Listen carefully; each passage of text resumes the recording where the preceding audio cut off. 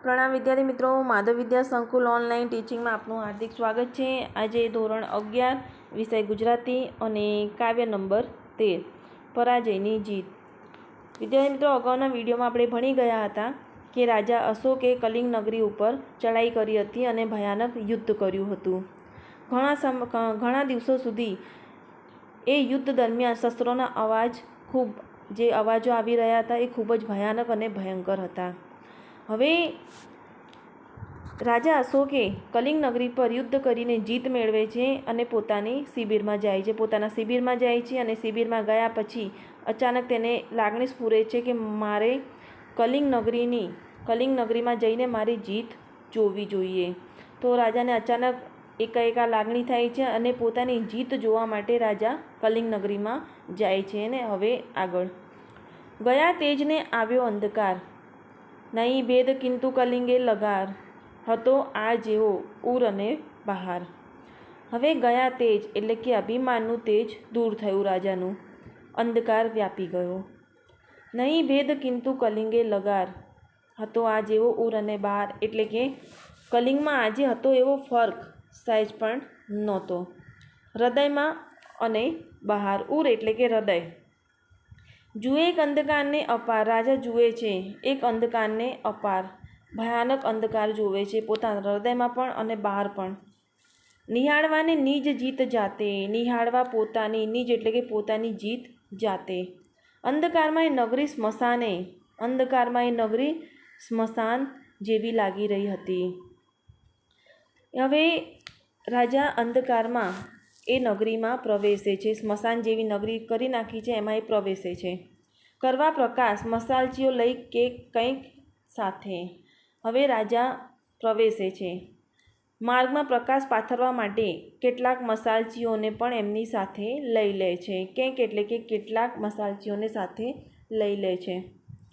કોઈ બીજું હતું ન ત્યાં રાજાને સૌ મસાલચીઓ, હવે મસાલચીઓને સાથે લે છે। હવે ત્યાં ગયા પછી કોઈ બીજું નહોતું, રાજા અને સૌ મસાલચીઓ એ રસ્તેથી પડે છે પંથ એટલે કે માર્ગ પોતાને સબોની વચમાં થઈને। હવે રાજા જે મસાલચીઓને લઈને સાથે જાય છે તો માર્ગમાં સબોની વચમાંથી થઈને રાજાને જવું પડે છે। સબોના શબ્દમાં ગાથા લખાઈ ભૂપ જીતની, સબોના શબ્દોમાં રાજાના જીતની ગાથા લખાઈ છે। ત્યાં રાજા અશોક છે એ કલિંગ નગરીમાં પ્રવેશ કરે છે રાતના સમયમાં અને જુએ છે કે આજુબાજુ બધા શબો જ પડ્યા છે, મૃતદેહો પડ્યા છે। એ મૃતદેહો જોઈને રાજાને વિચાર આવ્યો કે રાજાની જીતની જે ગાથા લખાઈ છે એ કેવી રીતે લખાઈ છે, તો કે સબોના શબ્દમાં લખાઈ છે। રાજમાર્ગ અને મહોલ્લામાં આખીએ નગરી ભરી, ડાબે ને જમણે આંખો ફેરવી ભૂપ વાંચતો। તો રાજમાર્ગ, તો જે માર્ગેથી પસાર થાય છે એટલે કે રાજમાર્ગમાંથી પસાર થયા, મહોલ્લામાંથી પસાર થયા, તો દરેક જગ્યાએ આખી નગરી સબોના શબ્દોથી લખાયેલી લાગે છે। અહીં રાજાને ડાબી બાજુ જુએ છે અને જમણી બાજુ આંખ ફેરવે છે, રાજા ભૂપ વાંચતો એટલે કે રાજા વાંચે છે પોતાની જીત અને ઉકેલે જેમ તેમ જયનો અર્થ જાગતો। જેમ જેમ રાજા પોતાની જયનો અર્થ ઉકેલવા જાય છે કે રાજાએ જીત મેળવી છે કઈ રીતે, તો દરેક જગ્યાએ મૃતદેહો પાથરીને દરેક જગ્યાએ સબોના શબ્દોમાં એની જીતની ગાથા લખાઈ છે એવું રાજાના વિચારોમાં ચાલી રહ્યું છે। રાજા આજે અનુભવ કરે અંતર કો અપૂર્વ, હવે રાજા આજે કંઈક અનુભવ કરી રહ્યા છે, અંતરમાં અપૂર્વ એટલે તેમના મનમાં કંઈક અપૂર્વ અનુભવ થઈ રહ્યો છે। જાણ્યો ન હતો કદી જયનો અર્થ ભયંકર આવો, ભયંકર એટલે કે ભયાનક, ક્યારે રાજાએ નહોતો જાણ્યો કે આ જયનો અર્થ આટલો ભયાનક હોઈ શકે છે। લાવા ધક્કે પ્રબળ ધરતી જેમ કંપી ઉઠે છે, લાવા ધક્કે એટલે કે ધગધગતા લાવા રસના વિસ્ફોટથી જેમ ધરતી ધ્રુજી ઉઠે છે, એવી જ રીતે રાજાનું તેવું કંપે નૃપતિ ઉર આવેગથી ભાવ કેવા. હવે અહીંયા સરખાવવામાં આવ્યું છે કે જે રીતે લાવારસથી આખી જે જમીન છે એ કંપી ઉઠે છે, વિસ્ફોટથી ધ્રુજી ઉઠે છે, એવું જ આજે રાજાના હૃદયમાં થઈ રહ્યું છે. તો કંપે એટલે કે કંપન થઈ રહ્યું છે, નૃપતિ એટલે કે રાજાના હૃદયમાં એવા આવેગો, એવા ભાવથી આજે તેમનું હૃદય વિસ્ફોટ થઈ રહ્યું છે, કંપી ઉઠ્યું છે. જેના જોરે કઠણ પડ હૈયા તણા સર્વ તૂટે, જોવાની જઈને ઈચ્છા હવે ના નૃપને રહી. તો રાજાના હૃદયમાં જેના જોરે કઠણ પડ એટલે કે એના જોરે એમના હૈયાની જે સખ્તાઈ, જે કઠોળ હૈયું હતું એ સખ્તાઈ હવે દૂર થાય છે, એટલે કે નરમ થઈ જાય છે. હવે રાજાને પોતાની ઈચ્છા જોવાની ઈચ્છા રહી નહીં. ઉર કે આંખે તેની આ શકે ના જીતને સહી, એટલે તેમનું હૃદય અને તેમની આંખ આ જીતને હવે સહન કરી શકે તેમ નથી. ક્ષણાર્થ પાય થંભ્યા, ક્ષણાર્થ એટલે કે ક્ષણ માટે, પાય એટલે કે પગ થંભી ગયા અને પડ્યું ચિત્ત વિમાસણે. હવે રાજાનું જે હૃદય છે એ વિમાસણમાં પડે છે. રાજાનું જે હૈયું છે એ વિમાસણ એટલે કે પશ્ચાતાપમાં પડે છે. ચાલો સૌ શિબિરે પાછા, હવે પોતાના મસાલચીઓને કહે છે રાજા, ચાલો સૌ શિબિરમાં પાછા, ભૂપે આજ્ઞા પછી કરે, એટલે રાજાએ આજ્ઞા કરી.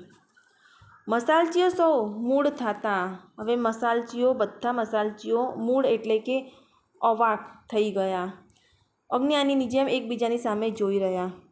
ક્રિયા કશી સમજ્યા ન ભૂપની, કોઈ પણ ક્રિયા રાજાની એ સમજી ન શક્યા મસાલચીઓ.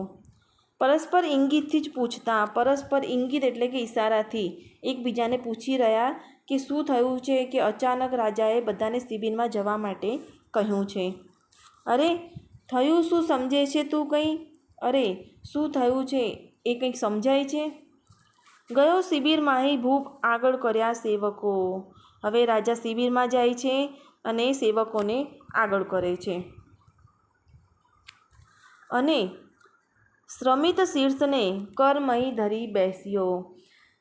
હવે રાજા શિબિરમાં જાય છે અને શિબિરમાં ગયા પછી શ્રમિત એટલે કે થાકેલું, શીર્ષ એટલે કે મસ્તક, તો રાજાનું થાકેલું મસ્તક કરમહી, કર એટલે કે હાથ થાય છે, તો હાથના ધરી એટલે કે ટેકો દઈને બેસ્યો એટલે કે બેસે છે પોતાના શિબિરમાં. કર્યા નયન બંધ તોય અળગી કરી ન શક્યો. રાજાએ આંખો બંધ કરી પોતાની, તોય એ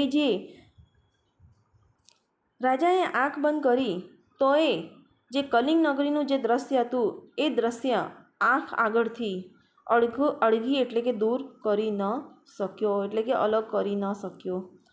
ભયંકર ભૂતાવળો એટલે કે બિહામણું, વિજય દ્રશ્યની કિંતુએ, ભયાનક બિહામણી વિજય હતી એ દ્રશ્યની કિંતુ હે. તો રાજા જે ભયાનક બિહામણા જે દ્રશ્યો હતા એ આંખ આગળથી દૂર કરી ન શક્યા. જે વિજય મેળવી હતી એ વિજય નહીં પણ પરાજય લાગી રહી હતી, તો એ દ્રશ્ય પોતાના આંખો સમક્ષથી રાજા દૂર કરી શક્યા નહીં.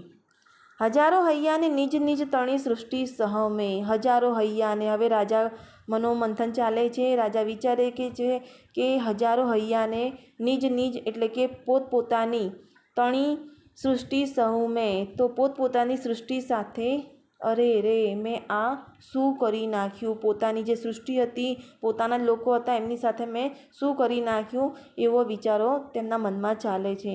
અરે સંહાર્યા એટલે કે સંહાર કરી નાખ્યા, જીવિત ઉર ખંડેર કર્યા, જીવિત એટલે કે જીવિત હૃદયો મેં ખંડેર કરી નાખ્યા. તો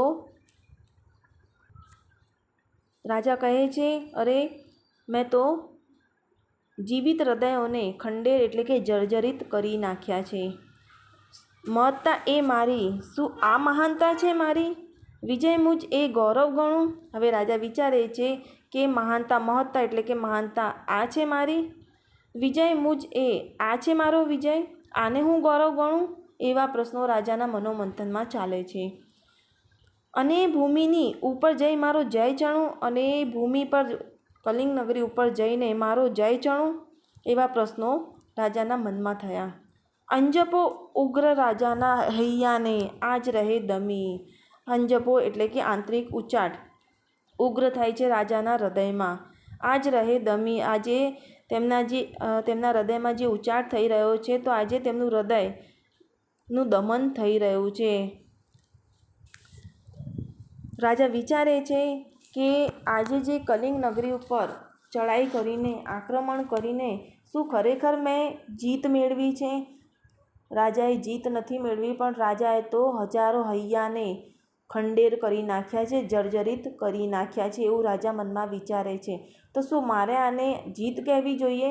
તો રાજાનું હૃદય આજે શોકાતુર થયું છે અને વારંવાર મનમાં વિચારો આવે છે કે આ મારી જીત છે, આને મારે મારી મહાનતા ગણવી જોઈએ, એવું રાજા વિચારે છે. હવે વિદ્યાર્થી મિત્રો, આપણે નેક્સ્ટ વિડીયોમાં જોઈએ કે આગળ શું થાય છે. રાજાનું હૃદય પરિવર્તન થાય છે, તો રાજા પછી હૃદય પરિવર્તન થયા પછી ધર્મના માર્ગે જાય છે કે પછી કયો નિર્ણય લે છે, એ આપણે આગળના વિડીયોમાં જોઈએ. પ્રણામ વિદ્યાર્થી મિત્રો.